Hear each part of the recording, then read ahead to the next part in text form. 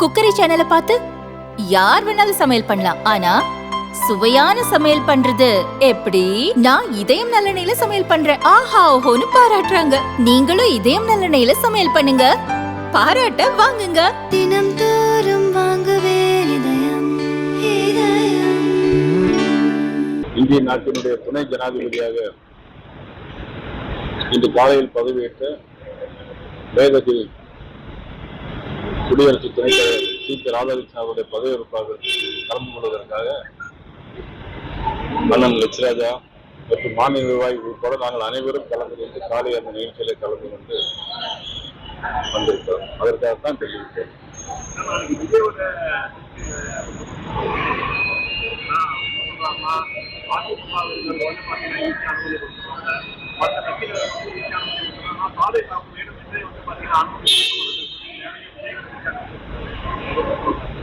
நிறைய பண்ணியிருக்காங்க. மண்ணில் அவங்க கைது போகக்கூடாது, கட்சி தலைவராக மக்களை பார்த்து இதுதான் திராவிட மாடல் அரசு. நம்முடைய திராவிட மாடல் அரசு எப்படின்னா, ஆளுங்கட்சிக்காரங்க போனா, அவங்களுடைய கூட்டணி கட்சிக்காரங்க போனா அதற்கு தனியாக அனுமதி, சிறப்பு அனுமதி கொடுக்கப்படுகிறது. திருநெல்வேலியில காங்கிரஸ் கட்சி மாநாடு நடந்தது. காங்கிரஸ் கட்சி மாநாடு நடக்கிறதுக்கு அரசு பஸ்ஸுகளே போச்சு. ஆனா நமக்கு எல்லாம் பேருந்து வந்தனாக்கு அதுக்கு தடை விதிக்கிறாங்க. கொடிகள் அதிகம் கட்டக்கூடாது அப்படிங்கிறாங்க, பேனர் அதிகம் வைக்கக்கூடாது அப்படிங்கிறாங்க. இதே இது காங்கிரஸ் கட்சியோ அல்லது விடுதலை சிறுத்தைகள் கட்சியோ அல்லது திமுகவை சேர்ந்தவர்களோ போயாச்சுன்னா அவங்க பார்த்தீங்கன்னா ஆட்கள் நடமாட முடியாத அளவுக்கு நிறைய பேனர்களும் கொடிகளையும் வச்சுட்டு இருக்காங்க. அது மட்டும் இல்ல, இந்த அரசு அவங்களை பத்தி ஏதாவது பேஸ்புக்லயோ ட்விட்டர்ல யாராவது போட்டாச்சு உடனடியாக அரெஸ்ட் பண்ணி வேலூர் ஜெயிலையும் கடலூர் ஜெயிலையும் போடுறாங்க. எங்களுடைய கட்சி சேர்ந்த வேலூர் இப்ராஹிம் ஒரு மருத்துவமனையில போய் கிட்னியை டிரான்ஸ்பிளண்ட் பண்றதுக்கு என்ன வழிமுறைன்னு தான் கேட்டிருக்கிறாங்க. ஆனா உடனே அவரை கைது பண்ணி கடலூர் சிலை கொண்டு போறாங்க. இதுதான் இந்த அரசு. அதனாலதான் அந்த அரசு இருக்கக்கூடாதுன்னு நாங்கெல்லாம் பேசிட்டே இருக்கோம். மோடியுடைய தாயார் மோடியை திட்டுற மாதிரி ஒரு ஏஐ வீடியோ வெளியிட்டிருக்காங்க. பீகாரை சார்ந்த காங்கிரஸ், அதை எப்படி பாக்குறீங்க? அதுக்கு நாங்கள் ஏற்கனவே கண்டனம் தெரிவிச்சு ஆர்ப்பாட்டம் போராட்டம்லாம் நடத்திருக்கிறோம். இதுதான் அந்த எதிர்கட்சிக்காரங்களுடைய அந்த ஐஎன்டிஐ இந்தின்னு கூட சொல்லலாம், ஐஎன்டிஐ அந்த கூட்டணிக்கு அவங்களுக்கு என்னன்னா அந்த கூட்டணியில் இருக்கிற எல்லாருக்குமே ஒரு வழிமுறை அல்லது எப்படி பேசணும், எப்படி நடத்தணுங்கிறது கூட தெரியாது. அந்த அளவுக்கு ஒரு மோசமான ஐஎன்டிஐ கூட்டணி.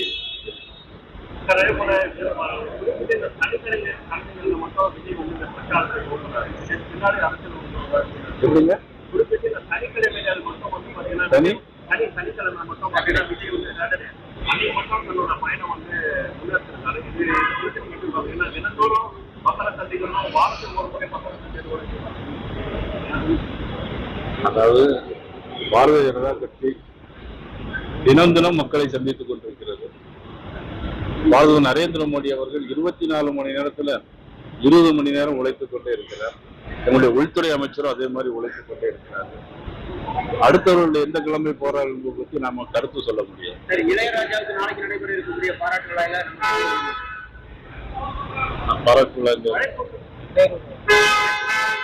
இளையராஜாவுக்கு நாளைக்கு நடைபெற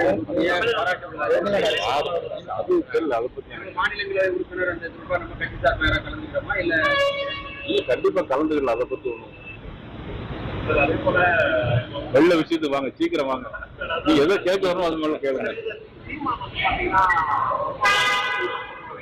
அதிகமா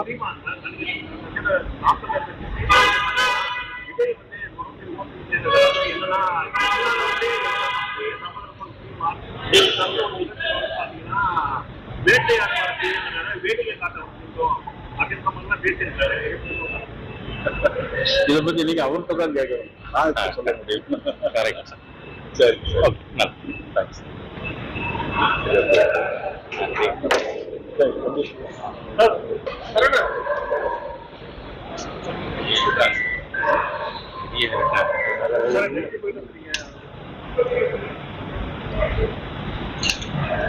இந்திய நாட்டினுடைய துணை ஜனாதிபதியாக இன்று காலையில் பதவியேற்ற மேதகு குடியரசு துணைத் தலைவர் சி.பி. ராதாகிருஷ்ணன் அவருடைய பதவியேற்பாளர் கலந்து கொள்வதற்காக அண்ணன் லட்சராஜா மற்றும் மாநில நிர்வாகிகள் உட்பட நாங்கள் அனைவரும் கலந்து கொண்டு காலை அந்த நிகழ்ச்சியில கலந்து கொண்டு வந்திருக்கிறோம். அதற்காகத்தான் தெரிவித்தோம்.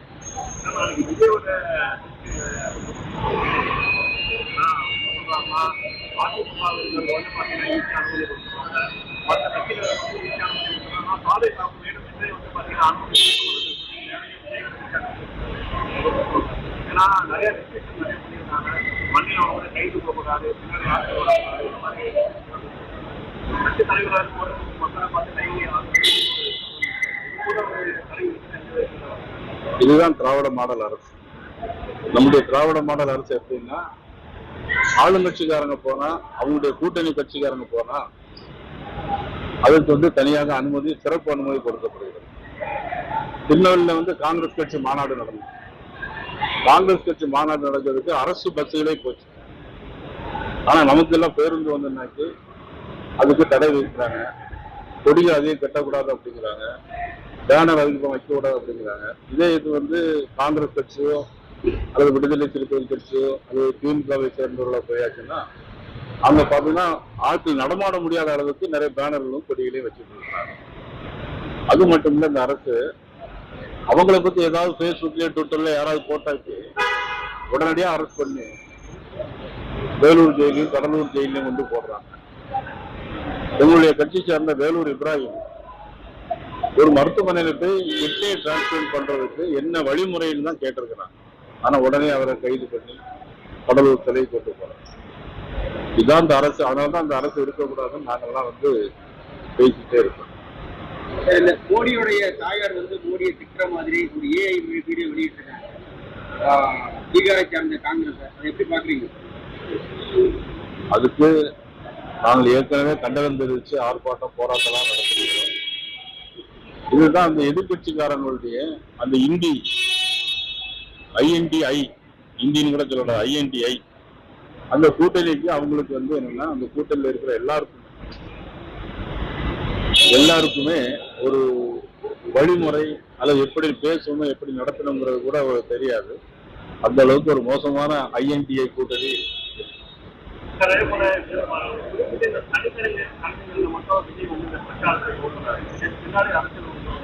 எப்படிங்க சனிக்கிழமை மட்டும் பார்த்தீங்கன்னா விஜய் அன்னைக்கு மட்டும் தன்னோட பயணம் முன்னெடுத்திருக்காரு. இது பார்த்தீங்கன்னா தினந்தோறும் மக்களை சந்திக்கணும், வாரத்துக்கு ஒரு முறை மக்களை சந்திக்கணும். அதாவது பாரதிய ஜனதா கட்சி தினம் தினம் மக்களை சந்தித்துக் கொண்டிருக்கிறது. பாரத நரேந்திர மோடி அவர்கள் 24 மணி நேரத்துல 20 மணி நேரம் உழைத்துக் கொண்டே இருக்கிறார். நம்முடைய உள்துறை அமைச்சரும் அதே மாதிரி உழைத்துக் கொண்டே இருக்கிறார். அடுத்தவர்கள் எந்த கிழமை போறார்கள் பற்றி நாம கருத்து சொல்ல முடியாது. சரி, இளையராஜாவுக்கு நாளைக்கு நடைபெற இருக்கக்கூடிய பாராட்டு விழாயில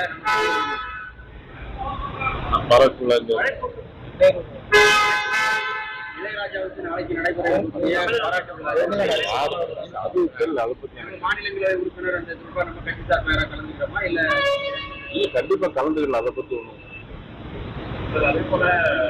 வெள்ள விஷயத்துக்கு வாங்க, சீக்கிரம் வாங்க. நீ எதை கேட்க வரணும் அது மேல கேளுங்க. அதிகமா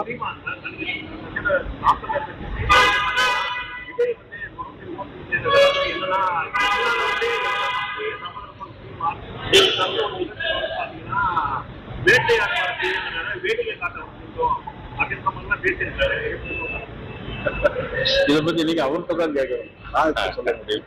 கரெக்ட்.